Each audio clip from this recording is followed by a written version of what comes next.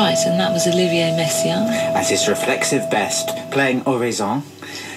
And Messiaen was another composer from the interwar period. I think that was composed in 1933, as far as I remember. Right, and he wrote a lot of disturbing stuff, having come out of the Second World War. But that was actually written before the Second World War. Camps things. Well, yes, and you can hear that because it's got a beauty and a melancholy to it, whereas some of his later work is really very, very discordant.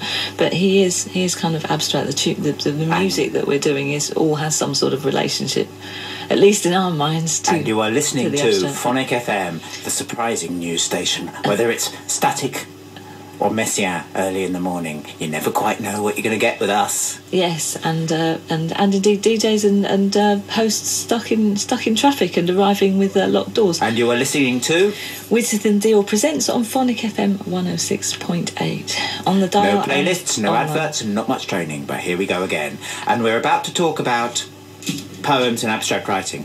And to get us in the mood, my good colleague over there, Widsith, has a poem.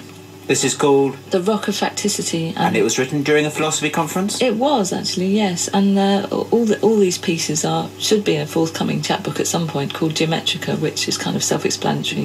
They're all taking a geometric approach. The rock of facticity is in the domain of pure meanings. I know plenty of people who will tell you that both are wholly mythical, pure matter of legend and lie. Diagonal lines flow along the facets, darting between fissures and stellating a radial star map. A sudden intensity of beam, like the moon-chalk paths of the landsmith, as if the ways were marked on rock crystal, turned to catch a single shaft of dark light. Like the moment when you finally see what he means when he says, virtue is the reward.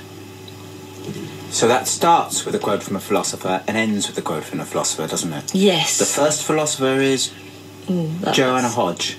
Yes. Because she was giving the talk at the time. Yes. And the final philosopher is, of course, Spinoza. Yes. And that's a quote from Book 5 of Ethics, which leads us fairly neatly on to abstract writing, by which I guess we mean things like found texts. Oh, found texts are quite an odd fish in a sense, because sometimes they can make perfect sense if you just put down random sentences from, there's loads of projects of people picking up just random sentences. Yes, we've done it, but if you go down into Exeter High Street today with a recorder, you can record the most wonderful, just abstract sentences. Or just jot them down on a bit of paper. I mean, just whichever. You don't even have to record them, but you just hear random sentences as people walk past them. But why on earth would you do that? Poetry projects. Well, because it's just an interesting exercise to see if you can arrange them in an order. Is that all it is, just an exercise? That makes it... I don't know. I mean, some found texts can be absolutely marvellous. I mean, if you take James Turner's Love Is, I mean, he apparently looked in the library catalogue to see Love Is, sort of what books began with Love Is.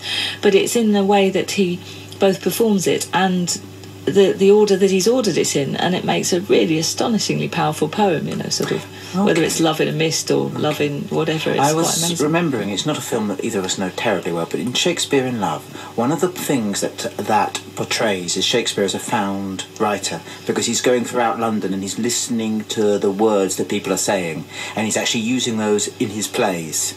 So somebody says a plague on both your houses as an insult, and then he uses it in Romeo and Juliet. Well, would that count? Yes, really, as found text, definitely. And there was probably a point being made about Shakespeare as actually a found text writer, probably.